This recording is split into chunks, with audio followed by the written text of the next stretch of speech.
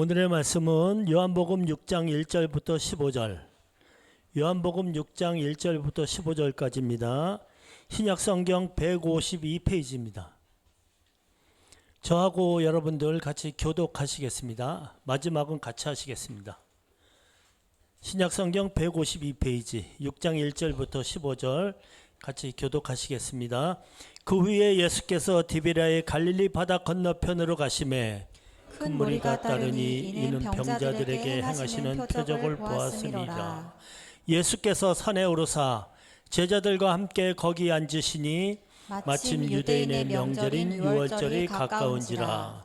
예수께서 눈을 들어 큰 무리가 자기에게로 오는 것을 보시고 빌립에게 이르시되 우리가 어디서 먹을 떡을 사서 이 사람들을 먹이겠느냐 하시니 이렇게 말씀하심은 친히 어떻게 하실지를 아시고 빌립을 시험하고자 하심이라.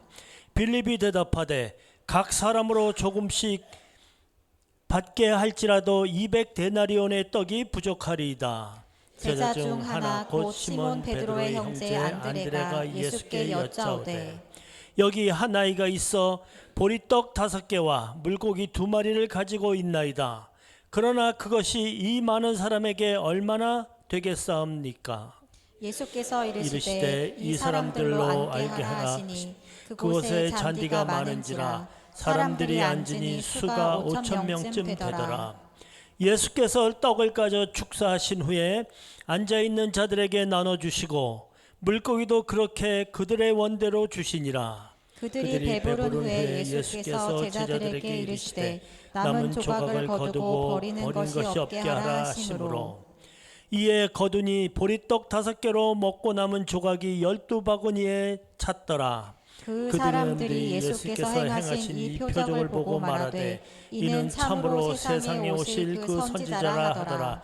같이 하시겠습니다. 그러므로 예수께서 그들이 와서 자기를 억지로 붙들어 임금으로 삼으려는 줄 아시고 다시 혼자 산으로 떠나가시니라. 아멘. 오늘의 말씀은 예수님의 생애 27번째 오병이어 기적 표적 할 수 있는 만큼 하세요라는 제목으로 말씀 전해 주시겠습니다.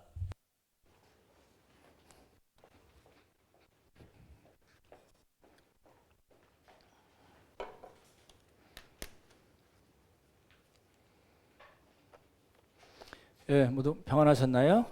예, 옆에 분에게 좀 인사 나누시면 좋겠습니다. 더운 여름 수고 많으셨습니다. 이렇게 인사 나누시면 좋겠네요.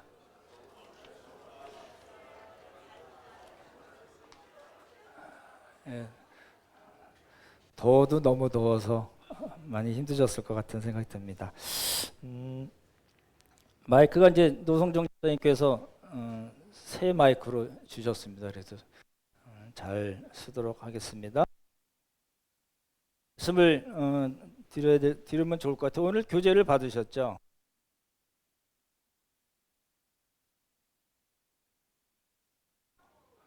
예. 또 받으시면 좋을 것 같고요. 여기 목요 성경 공부 교재입니다. 그래서 목요 성경 공부 우리 주중에 나가는 퀴즈하고 모아서 이제 그렇게 하려고 하고요. 이번 주부터 이제 목요 성경 공부 다시 시작합니다. 그래서 이 표지에 이제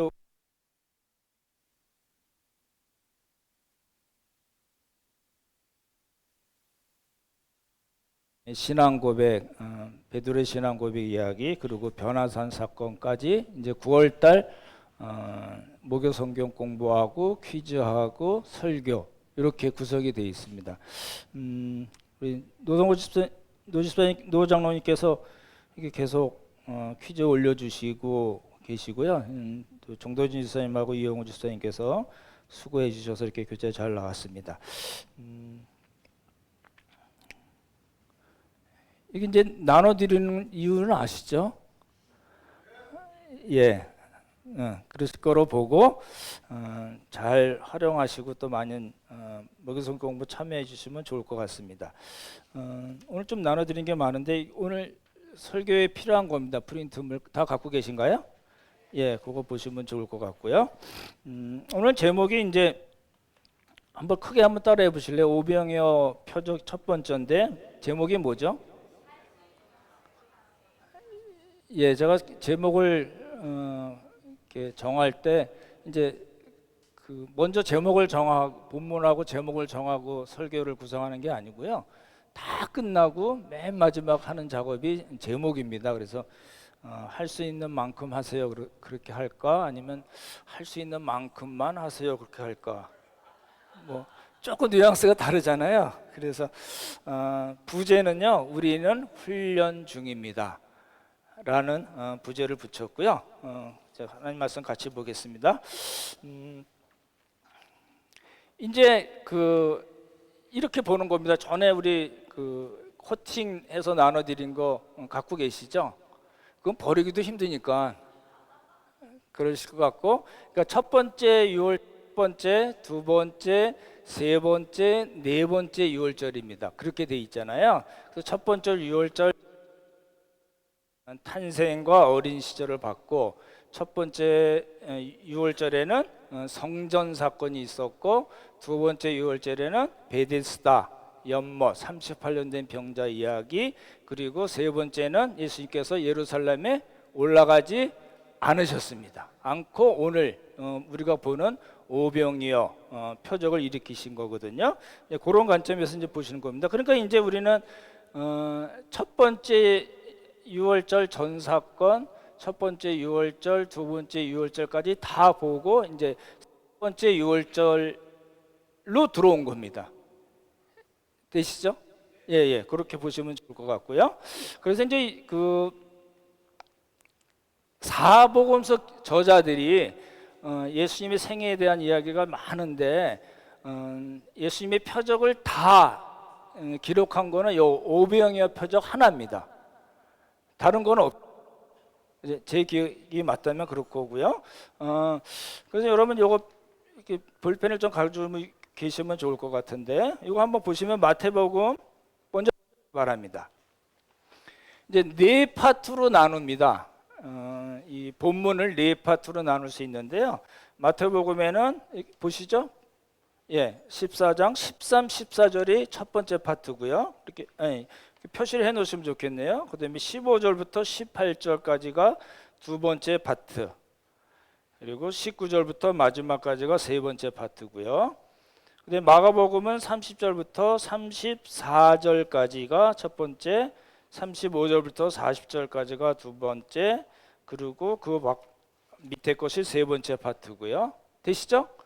예, 누가복음은 10절, 11절이 첫 번째 파트고 12에서 15절까지가 두 번째, 나머지가 세 번째, 그렇게 되어 있고요. 요한복음은 네 개로 나눠집니다. 첫 번째 4절까지, 그다음에 9절까지가 두 번째, 그다음에 10절부터 13절까지가 세 번째, 그리고 네 번째, 이렇게 되어 있습니다. 네, 보십시오. 이게 이제 사복음서, 예수님의 생애를 사복음서에 기록한 것을 이렇게 비교를 해보시면, 비교해서 읽으시면 많은 걸 얻을 수가 있습니다. 이제 그 작업을 이제 하려는 거거든요. 그래서 첫 번째 장면에는 공관복음에서는 그냥 빈들로 돼 있고, 그다음에 한적한 곳으로 돼 있는데 마태, 마가, 누가 중에서 누가만 벳세다라고 돼 있습니다. 벳세다가 대충 어딘지 아시죠? 벳세다, 가버나움, 타부가, 그다음에 막달라, 그다음에 티베리우스, 이렇게 돼 있는 거 기억나시나요? 예, 아시는 걸로 알겠습니다. 예수님이 이제 보냈어요. 12제자를 사도로 임명하시고 보내시고, 제자들이 다니면서 사역을 이제 잘 하고 돌아와서 이제 예수님께 보고를 하는 장면이 나오거든요.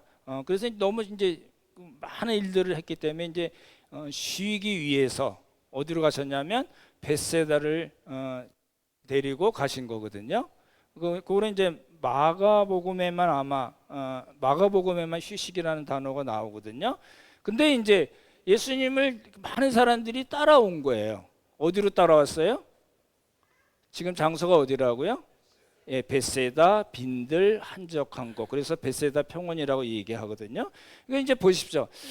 이게 예수님도 인성을 갖고 계셨었잖아요. 제자들은 열심히 일하고 와가지고 힘든데 사람들이 따라오니까 어떻게 할까요? 예수님이 어떻게 하셨을까요?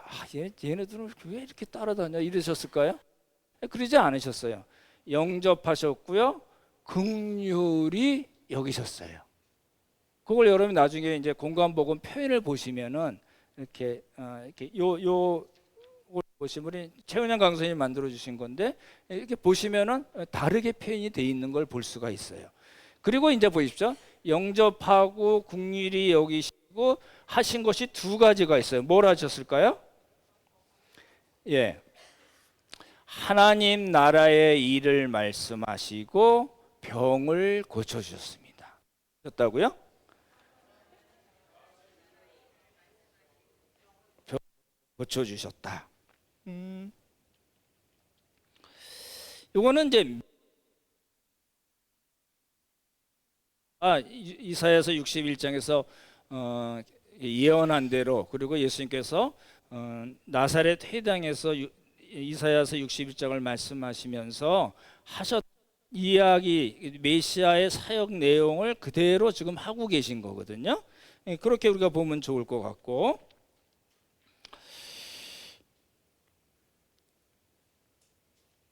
이제 그 다음에 이제 그게 이제 첫 번째 장면이고요. 두 번째 장면은 이제 예수님께서 긍휼히 여기시고 사람들을 영접하고 병을 고쳐 주시고 이게 말씀을 가르쳐 주시고 이제 이 일을 했어요. 근데 이제 시간이 흘러서 날이 저물었을 거 아니에요. 이게 보십시오.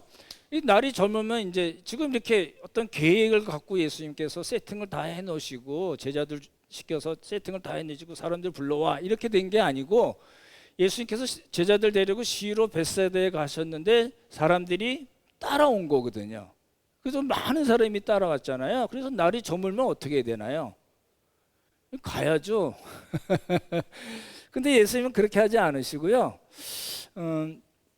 제자들에게 뭐라고 얘기를 하시냐면 제자들이 먼저 얘기를 했습니다. 예수님께서 얘기하신 게 아니고 제자들이 예수님에게 날이 저물렀으니까 이제 사람들 이제 보내서 이제 사 먹게 하셔야 되지 않겠습니까? 이 얘기거든요. 그 얘기는 뭘 얘기하냐면 이제 파산하자는 겁니다. 다 보내라는 이야기예요. 제자들 이야기는 어디 가서 사 먹겠어요? 그 많은 사람들이. 그렇죠? 표현이 그렇지만 내용, 제자들이 이야기한 내용은 예수님 이제 우리도 힘들고 예수님도 하루 종일 병자들 고치시고 말씀 가르쳤으니까 이제 나도 어둑어둑해지니까 이제 보내셔야 되겠습니다. 이렇게 얘기하신 거예요. 예수님 뭐라고 그러셨어요? 예, 보시면 좋겠어요. 이거 한번 보시기 바랍니다. 마태복음 16절 한번 같이 읽어볼까요? 같이 읽죠. 시작. 어서 이르시되 갈 것 없다. 너희가 먹을 것을 주라. 예. 마가복음 37절도 보겠습니다. 같이 읽죠. 마가복음 37절입니다. 시작.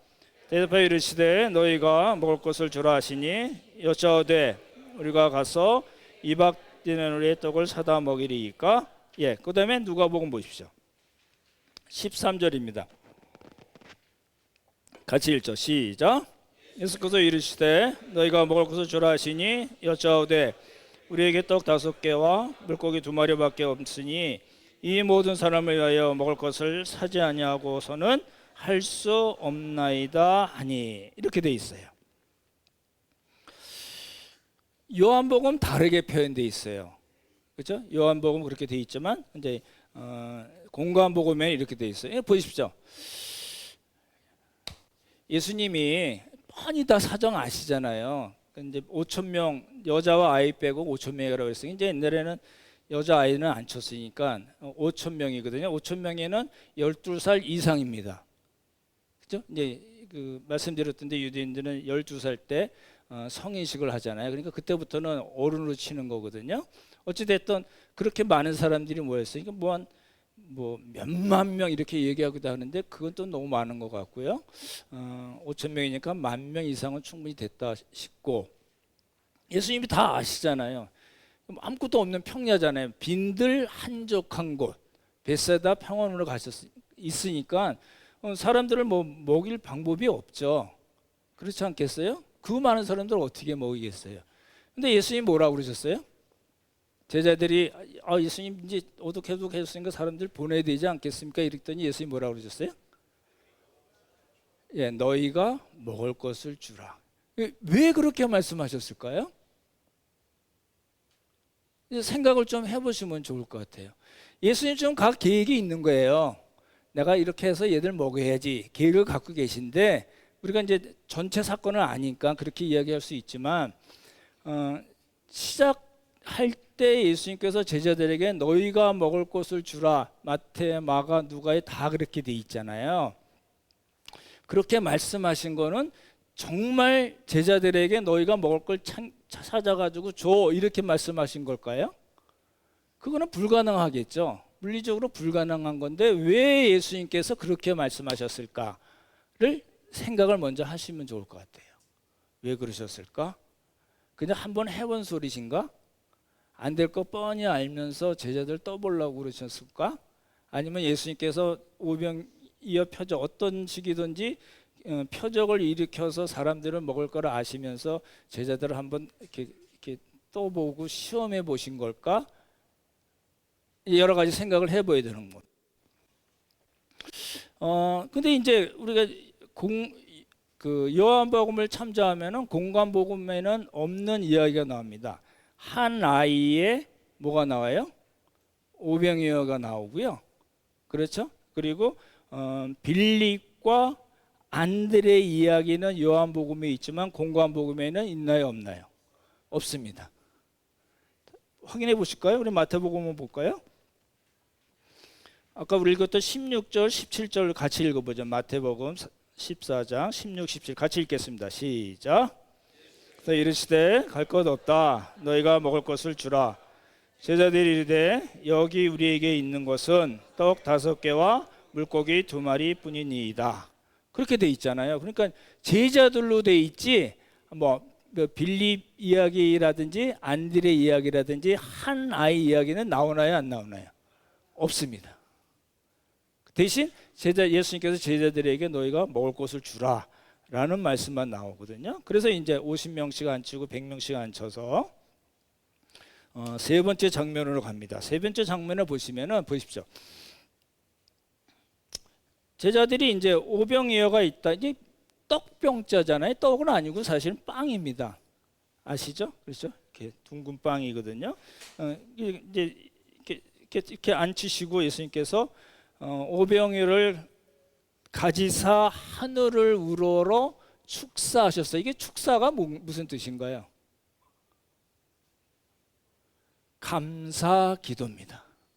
감사 기도거든요.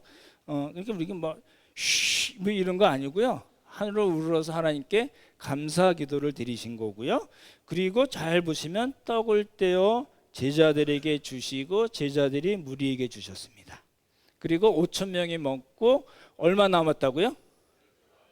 12바구니인가요? 광줄인가요? 7병2호 사건이 나올 때 그때는 광줄이거든요. 그러니까 바구니는 좀 작은 거고요. 광줄은 좀 굉장히 큰 겁니다. 그런 차이가 있고요. 12바구니가 남았다라는 장면이 이제 나오죠.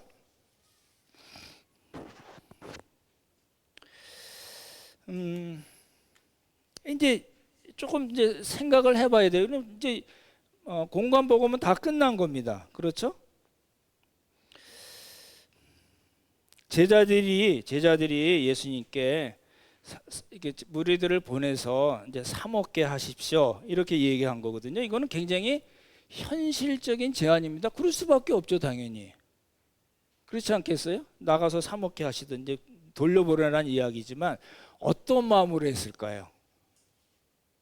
이게 수로보니게 여인 때도 또 나오는 이야기거든요. 이 제자들이 오병이어 사건 때 어떤 마음으로 사람들을 이렇게 보내라고 얘기를 했을까는 예수님하고 대조가 됩니다. 아까 말씀드린 대로 예수님께서 사람들이 무리들이 자기에게 오는 걸 보시고 목자 없는 양 같음을 보시고 인하여 긍휼히 여기셨다 이렇게 돼 있어요. 마가복음에 그렇게 표현이 돼 있거든요. 그러니까 예수님의 마음과 제자들의 마음이 아직은 하나가 되지 않는 그런 과정에 있는 거고요. 아까 말씀드렸던 대로 너희가 먹을 것을 주라. 이거는 정말 그렇게 예수님께서 하신 말씀인가? 이제 고민을 좀 해봐야 된다는 겁니다. 공관복음과 요한복음을 이렇게 비교해 보면요, 이 공관복음에는 당연한 이야기입니다. 예수님께서 오병이를 받으시고 하늘을 우러러 감사기도 하시고 떼어서 누구에게 줬어요? 당연히 제자, 사람들이 이렇게 앉혀놨으니까 누구에게 주면 제자들이 주고, 제자들이 그걸 누구에게 줬어요? 무리들에게 줬잖아요. 그렇죠? 당연히 예수님이 어떻게 그 많은 사람, 10,000명 넘는 사람을 다 일일이 주시겠어요?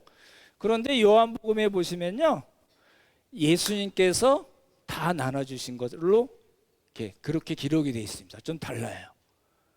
나중에 한번 보시면 좋을 것 같고, 다음 주에도 설명을 드릴게요. 그리고 물고기도 사람들이 원대로 다 주셨다, 이렇게 표현이 되어 있어요. 그거는 이제 신학적인 이렇게 강조점이 다르기 때문이에요. 그거는 다음 주에 더 보충해서 말씀을 드릴 거고요.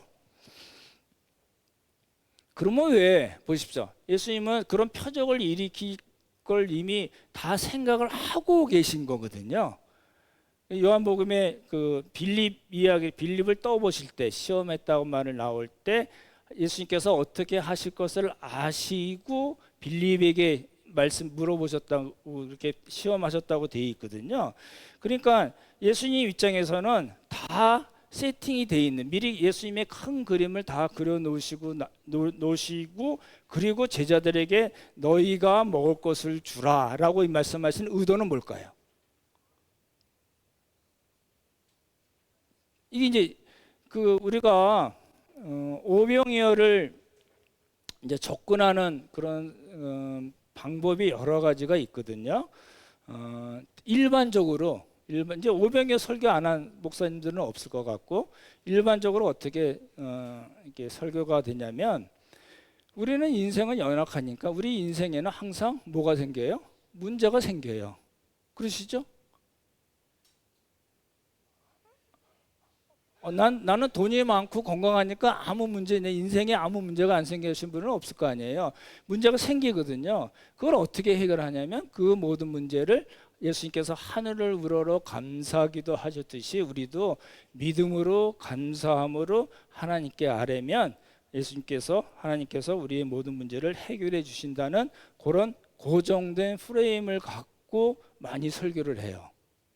근데 다음 주도 얘기 들어보시면 알겠지만, 오병이어 표적은 전혀 그것과 관계없어요. 그런 프레임하고 전혀 관계가 없습니다. 그렇게 많이 설교가 되긴 하지만 그렇거든요.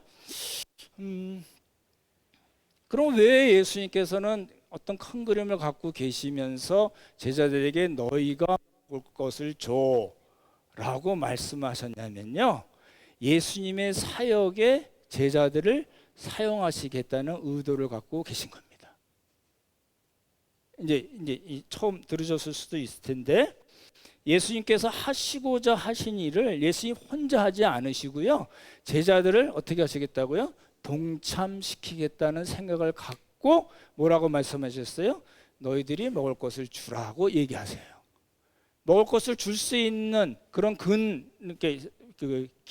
근본은 예수님의 오병이의 표적이 있지만, 그렇죠? 어찌 됐든 간에 배고픈 무리들에게 먹을 것을 나눠줄 수 있는 그런 긍휼 사역으로 저는 표현을 하는데, 그런 긍휼 사역에 제자들을 동참시키시겠다는 그런 의도에서 너희들이 먹을 것을 주라고 말씀하신 것이지, 개인이 떠보기 위해서 하신 것이 아니라는 겁니다. 이제 그렇게 보시면 좋을 것 같아요. 그러면 이제 그 요한복음으로 이제 들어오는 거거든요. 요한복음 보시면은 요한복음 5장에는 아까 말씀드렸던 두 번째 유월절 38년 된 병자를 고친 베데스다 연못에서 고친 그 사건이 하나 딸랑 기록이 돼 있고요. 그러니까 요한복음 5장에서 요한복음 6장으로 쭉 넘어가면은 시간이 얼마가 넘어간 걸까요? 베데 3년 38년 된 병자를 고치신 그 사건은 두 번째 유월절에서 일어난 거잖아요. 그렇죠? 그게 5장이거든요. 근데 6장으로 넘어가면 지금 무슨 사건이 나와요? 오병이어 사건이 나오거든요. 그러니까 시간이 얼마나 흐른 거예요? 1년이 흐른 거예요. 1년 동안 왜 요한은 왜 안 썼어? 이렇게 얘기하시면 안 돼요.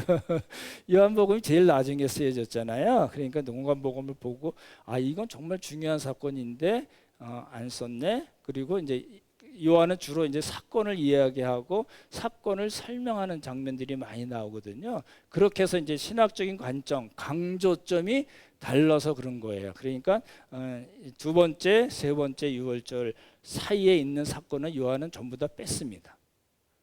그렇죠? 예, 그렇게 보시면 좋을 것 같고요. 그래서 이제 장소도 그 누가처럼 벳세다라고 표현하지 않고 디베라 바다 건너편으로 가셨습니다. 이렇게 돼 있어요. 그죠? 똑같이 이제 첫 번째 파트는 큰 무리가 따랐는데 요한은 뭐라고 얘기했냐면 그렇게 사람들이 많이 예수님을 벳세다까지 따라온 이유는 뭐냐면 표적을 받기 때문이다라고 설명을 합니다. 다시요. 표적은 요한복음에서 굉장히 중요한 단어거든요. 그런 표적을 보았기 때문이다라고 얘기하고 마침 그 벳세다에서의 모임 때는 6월절에 가까운 때입니다라고 얘기해요. 잘 보십시오. 사람들이 몰려 들어온 거는 표적을 받기 때문이고 그리고 그때는 그 일이 일어난 때는 6월절에 가까운 때라고 이야기하고 그 내용은 뭐예요? 오병이어 표적이잖아요. 이게 연결이 되는 거예요. 그렇죠? 그래서 이제 6월절과 뭐가 연결이 돼요? 예수님은 6월절에 안 올라갔을 때니까요. 세 번째 6월절 때는 예루살렘 자체를 안 가셨어요. 그리고 벳세다에서 뭘 하셨어요? 오병이어 표적을 행하신 거잖아요. 그러니까 여기 뭐가 있겠네 라고 생각을 하셔야 되는 겁니다.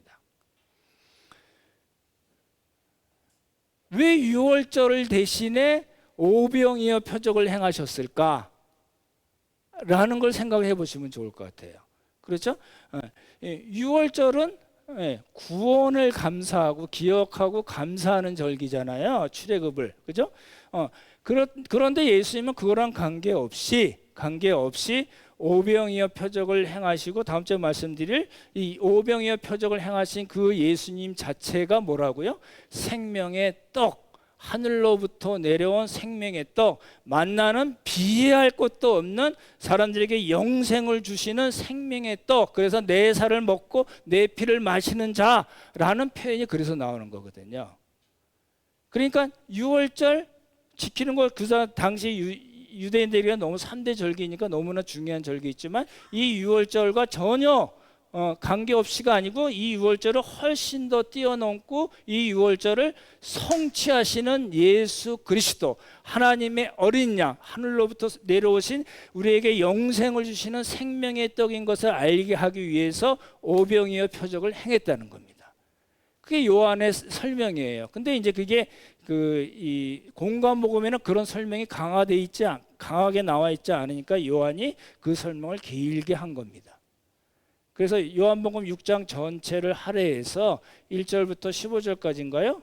같은 이야기를 하고 맨 마지막에 무리들의 반응을 보이고 메시아로 예수님을 알고 정치적, 군사적, 경제적 메시아로 알고 예수님을 왕으로 삼으려고 했다는 것을 프라스에서 이야기하고 그 다음에 이제 끝까지 71절까지인가 언제까지인데요?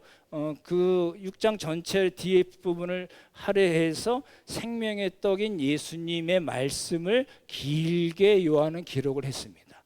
그 이제 생명의 떡 강화라고 그러거든요. 이제 이번 주 목요일날 같이 공부하고 다음 주 설명을 드릴 겁니다.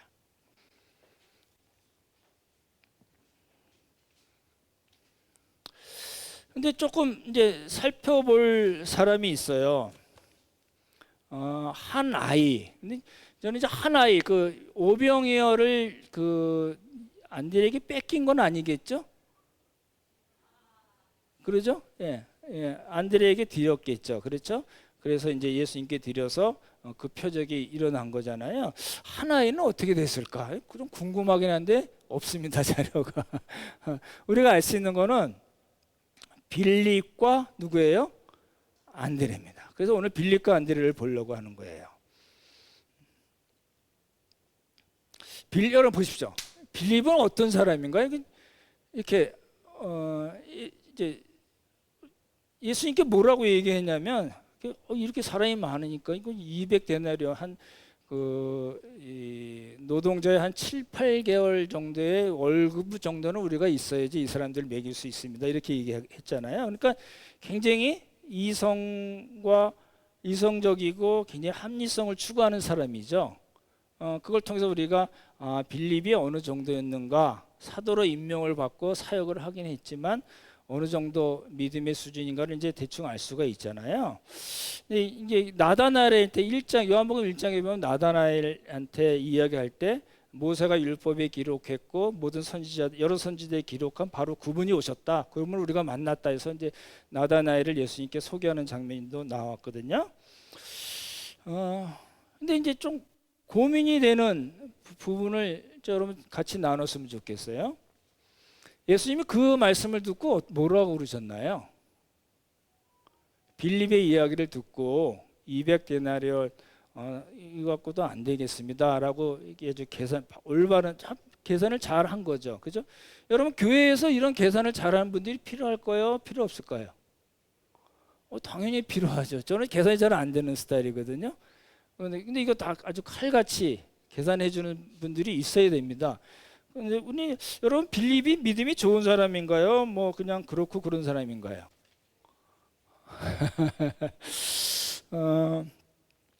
이제 빌립을 예수님이 시험하시려고 이야기하셨다는 거 우리가 좀 생각을 해보시면 좋겠습니다. 보십시오.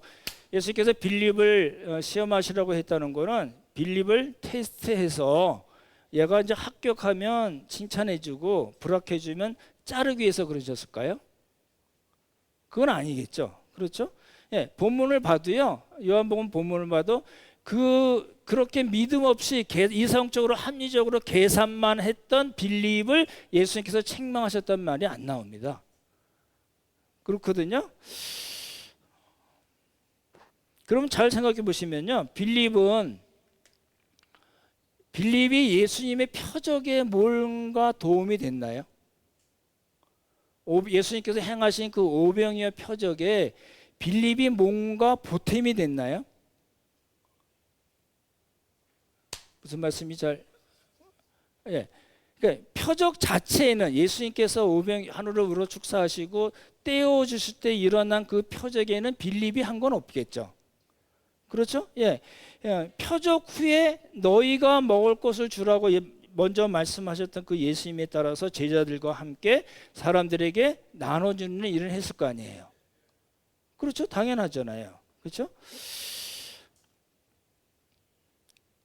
생각해 보시면요, 이 빌립이 이제 다 끝났어요. 이제 다 끝나고 실컷 먹고 12바가니까지 챙겨가지고 이제 집으로 가면서 빌립이 이 오병이어 표적을 체험하고 자기 처음 자기에게 예수님께서 질문하셨던 것도 생각을 했을 거고 그 표적도 경험하고 나서 어떤 생각이 들었을까요? 내가 괜히 쓸데없는 소리 했네. 뭐 이런 생각했을까요? 여러분 제가 여러 번 말씀드리지만 자꾸 이 본문을 상상을 좀 많이 해보시면 좋을 것 같아요. 그렇죠? 빌립에게 어떤 변화가 있었을까요? 이 표적 후에 이 표적을 체험하고 어떤 변화가 있었을까요? 성경이 잘 안 나오니까 제가 조금 설명을 드릴게요. 이게 이랬을 거예요. 보십시오. 이게 내 계산대로 안 되는 일이 있네? 그러지 않았겠어요? 그러죠? 아니 도대체 예수님은 어떤 분이시길래 이런 표적을 행하시지? 라는 생각이 들었을 거 아니에요. 당연하겠죠? 그래서 많이는 아니지만 빌립의 믿음에 부족했던 부분이 조금은 채워졌을 거예요. 그랬겠죠, 당연히? 그죠? 이제 빌립은 이제 굉장히 이성적이고 합리적이고 그런 사람이라서요. 요한복음 14장에도 보면요, 그런 말씀이 나와요. 이제 예수님께서 14, 15, 16장 길게 말씀을 하시고 17장에 대제사장의 기도까지 말씀하셨는데요. 그 14장 초반에 빌립이 뭐라고 그랬냐면 주여 아버지를 우리에게 보여주시옵소서 그리하면 족하겠나이다 그랬어요. 굉장히 이성적이고 합리적이고 뭔가 확실하게 보면 믿어지는 사람이었을 거 아니에요. 그렇죠? 그러니까 아까 그래서 제가 많은 부분은 아니지만 조금 믿음에 부족한 부분이 조금은 채워졌을 거라고 말씀드린 거예요. 그리고 나서 예수님께서 십자가에 못 박혀 돌아가시고 이제 부활하시고 승천하시고 그 다음에 빌립이 등장합니다. 언제 등장하냐면 사도행전 1장 13절에 마가의 다락방에서 빌립이 또 한 번 등장합니다. 그러고는 이제 그 사도행전 전체에는 빌립이라는 이름이 안 나옵니다. 우리가 아는 빌립은 일곱 일꾼 중 한 사람 빌립이거든요. 그러면 그 다음에는 어떻게 됐을까요? 보십시오. 이제 200데나리온부터 시작한 빌립은 이렇게 성령 강림 때 이야기가 나오고 또 같이 12제자가 이렇게 11제자가 사역했다는 말에도 잠깐 비치고 그 다음에는 어떻게 됐을까요? 성경에는 없지만 이거 우리가 알 수 있는 겁니다. 빌립은요, 우리 그 투르키예가 어디죠? 터키, 투르키예라고 그러잖아요. 소아시아 선교를 했던 사람입니다. 언제요? 나중에 성령 강림 이후겠죠. 그렇죠?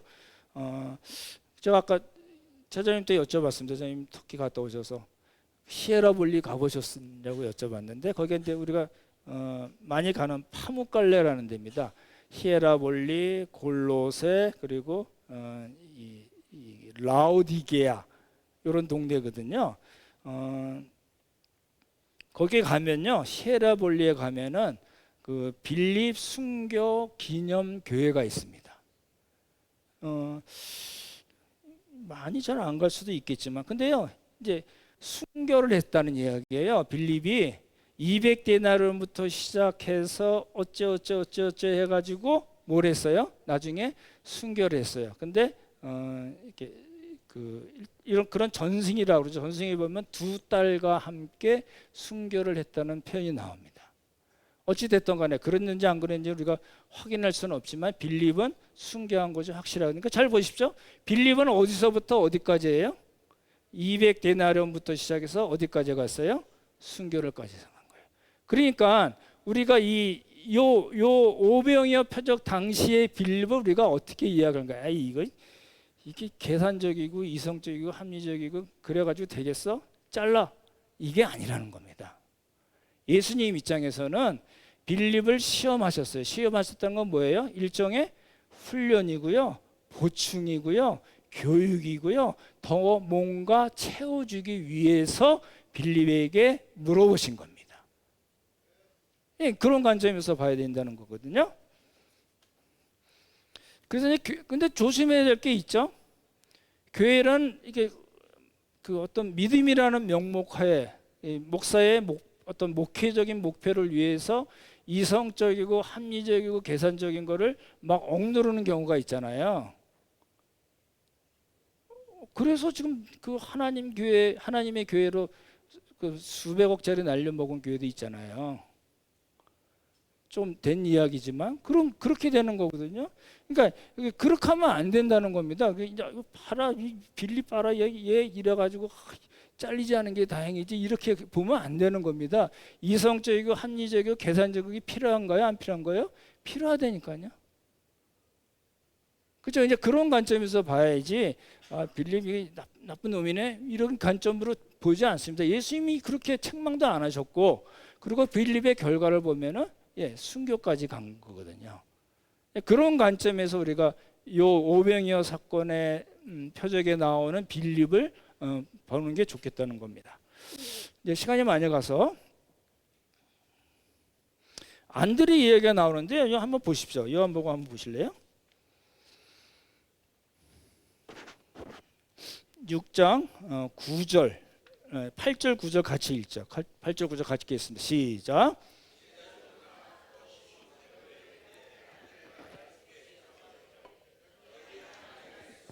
보리떡 5개와 물고기 2마리를 가지고 있나이다.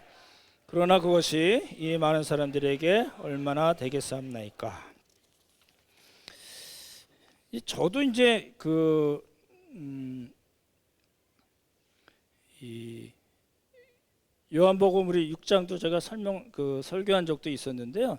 이게 편견이 있었던 것 같아요. 빌리 이래가지고 되겠어? 안드레 오병을 갖고 와서 예수님이 갖고 와가지고 예수님 여기 있습니다. 그렇게 그냥 끝났으면 좀 한마디를 꼭 더 붙이잖아요. 뭐라고 그랬어요? 야, 그거 갖고 되겠습니까? 이 말을 붙여가지고 깎아먹은 저 형편없는 그렇게 편견을 가질 수가 있거든요. 그렇지 않고요.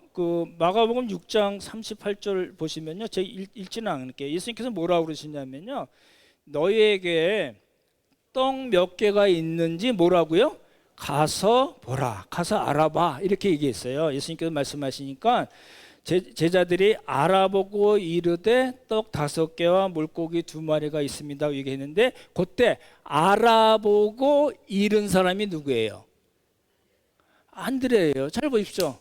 알아보라고 가서 알아봐 그랬는데 다른 제자들은 어떻게 했는지는 안 나왔지만, 알아보고 예수님 여기 오병이어가 있습니다라고 얘기한 사람은 안드레뿐이 없어요.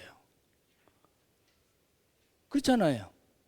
잘 보시면은 마가복음 6장 38절이 굉장히 중요하거든요. 그래서 제자들이 다 알아봤을 수도 있겠죠. 근데 이제 가지고 온 사람을 만나지 못해서 혹시 그랬을 수도 있을 거고, 어찌 됐든 간에 안드레는 어떻게 했다고요? 네, 오병이어를 가져온 아이를 만나서 뭐라고 얘기했는지 모르겠지만 그 오병이어를 예수님께 가져와서 예수님 여기 떡 5개와 물고기 2마리가 있습니다 라고 이야기했어요. 이야기해야 되는 거 아닌가요? 그래야지 예수님이 뭔가 액션을 취할 거 아니에요. 그게 이제 안드레는 잘한 거라는 겁니다. 우리는 누굴 평가할 때 저 사람은 이게 부족하고 저 사람은 저래서 안 되고 이런 경향이 있잖아요. 그런 거 제일 잘하는 사람이 누굴까요? 목사들이 제일 잘해요. 그런 거 저도 잘합니다. 이렇게 여러분이 앉아 계시지만 제 눈에 한꺼번에 싹 들어오거든요. 그러면 이렇게 착착착 데이터베이스가 있는 거죠. 이분은 이렇고 저렇고 이래서 안 돼 저래서 안 돼. 충분히 목사들은 그럴 가능성이 많습니다. 그래서 목사들이 성질을 잘 내잖아요. 원래 그렇거든요. 여러분이 암만 마스크 쓰고 있어도요, 그 안에 표정이 어떤지 다 보입니다. 정말이에요. 근데 조심해야 될 게 있다는 거. 예수님도 그렇게 쓸모없이 보이고 예수님을 불신하는 것처럼 보이고 기껏 갖고 와가지고 이거 얼마나 되겠습니까? 라고 얘기하는 빌립이나 안드레를 예수님께서 잘라내지 않으셨다니까요. 그러니까 우리가 그런 관점으로 봐야 되겠다는 거죠. 이제 이 말이 저한테는 이제 걸림이 될 수가 있습니다. 그렇긴 하지만, 그래서 이제 이 말을 우리가 조금 조심해 봐야 되는 겁니다. 그렇죠?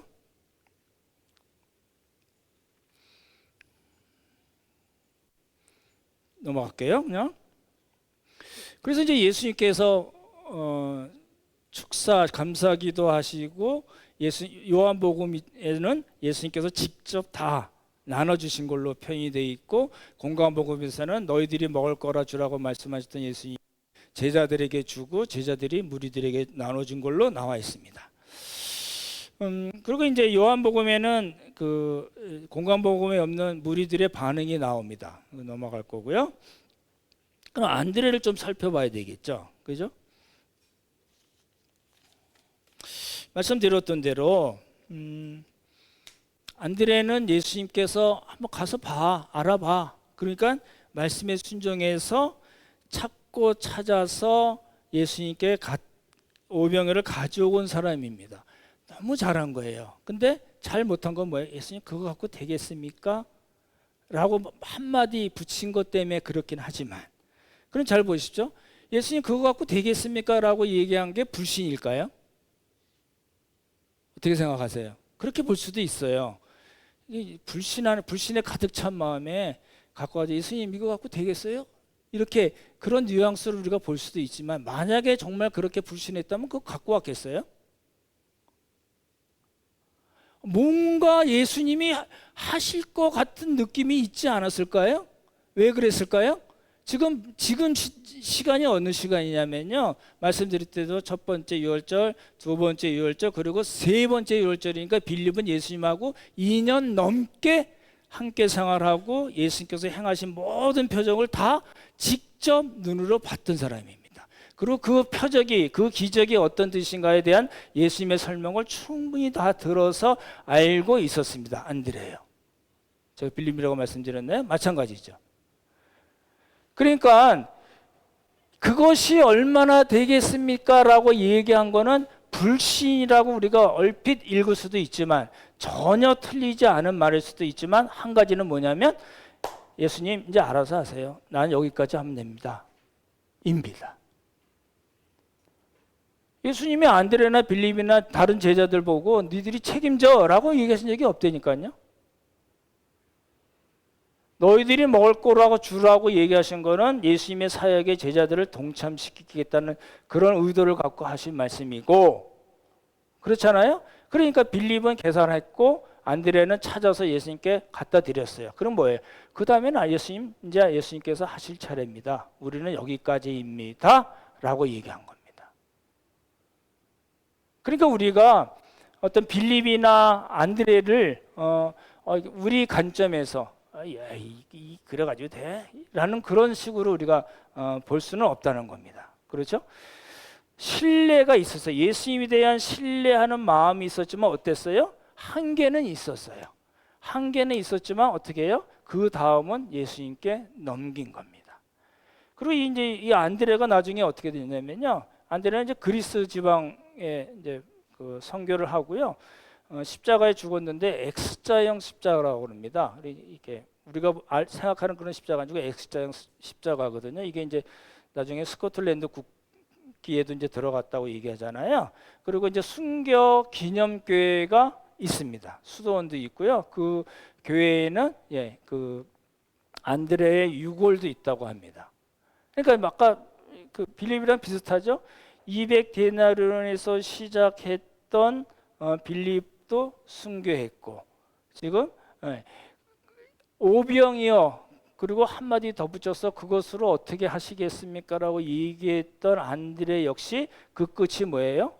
순교입니다. 역시 똑같이 빌립과 동일하게 사도행전 1장 13절에 이름이 나오고 성령 임재, 성령 충만의 경험을 통해서 이제 완성된 제자로서 완성된 사도로서의 삶을 살고 결국에는 순교 안드레입니다. 그러니까 이제 우리가 빌립과 안드레의 그런 관점이 좀 달라져야 되겠죠. 이제 묵상을 좀 보시면 좋을 것 같아요. 이제 잘 한번 생각을 해보시면 좋겠어요. 지금 이렇게 제자들도 마찬가지고 우리도 역시 마찬가지고 예수님의 길을 따라가는 사람들이잖아요. 그러시죠? 예수님의 길을 따라가는데 수준이 다 달라요.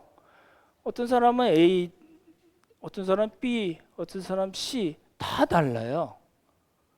그죠? 근데 그 상태에서 우리가 그래가지고 되겠어? 그게 좀 수준이 낮네. 이렇게 얘기할 수 있을까요? 그건 목사들이 제일 잘하는 거라니까요. 그렇게 할 수 없습니다. 그렇잖아요?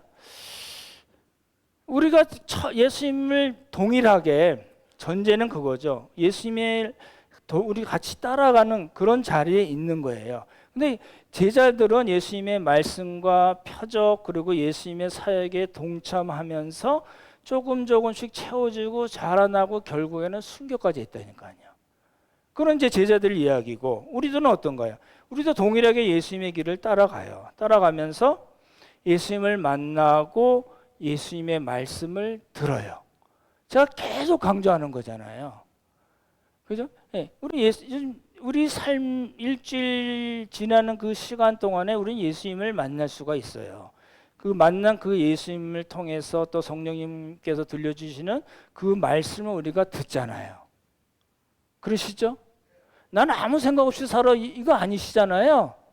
그죠? 그래서 이제 하루에 10분이건 20분이건 시간을 내서 성경을 읽고 뭐 퀴즈를 한다든지 개인 성경 공부를 통해서라든지 뭐 여러 다른 분들의 설교를 통해서라든지 해서 우리가 예수님을 만나고 예수님의 말씀을 듣잖아요. 그리고 거기서 끝이지 않거든요. 교회에서 일을 하시잖아요. 그러시잖아요. 예, 그러한 예수님께서 제자들에게 너희가 먹을 것을 주라고 말씀하심으로써 제자들을 예수님의 사역에 동참시키신 것 같이 지금도 역시 동일하거든요. 그러니까 교회에서는 놀면 안 돼요. 정말이에요. 여러분 먹고 노는 거 잘하셔야 될까요? 예, 잘하셔야 됩니다. 난 딴 건 못하는데 사람들 만나서 커피 먹고 마시고 놀고 이렇게 수다 떨고 이런 거 잘하셔야 됩니다. 그 잘하시는 거예요. 어찌됐든 간에 어떤 일인지 간에 예수님을 만나서 예수님의 말씀을 듣고 교회에서 또는 가정에서 직장에서 그 말씀에 따라서 사는 것 너무나도 중요하잖아요. 제가 그 삼위일체 설교 때도 페리코레시스 말씀드렸잖아요. 강강수월래 말씀드렸잖아요. 예? 삼위 하나님과 함께 춤추는 일. 예, 이런 일들을 통해서 우리가 더 좋고 더 훌륭한 제자들로 이렇게 성장해 나가는 겁니다. 제가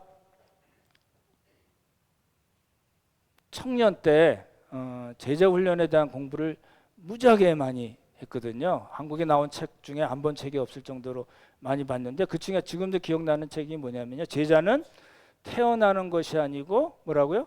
만들어지는 것이다 라는 책이 있어요. 제가 옛날에 책 사가지고 후배들 많이 줘가지고 오늘 보니까 책도 없더라고요. 근데 그 내용은 또 그 얘기예요. 제자는 태어나는 게 아니고 난 선천적으로 난 제자로 태어났다는 사람은 아무도 없거든요. 어떻게 해요? 만들어지는 거라는 겁니다. 그 만들어지는 것의 주인이 누구세요? 예수님이세요.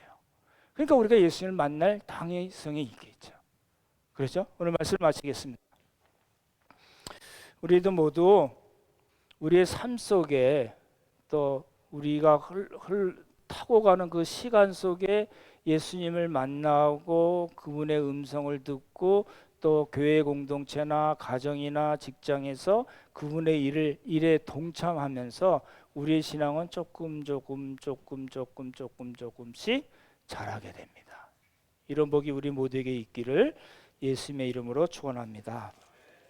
참 좋으신 성부 성자 성령 하나님 은혜를 감사드립니다. 우리 모습을 살펴보면 빌리과도 같을 때가 많고 또 안드레와 같을 때도 많이 있음을 고백합니다만 그런 빌리과 안드레를 내치지 않으시고 결국에는 정말 너무너무 훌륭한 하나님의 종으로 일꾼으로 사도로 삼으신 것은 압니다. 하나님 우리도 우리가 보기에 부족한 점 많고 하나님 보시기에 그럼에도 불구하고 우리를 계속해서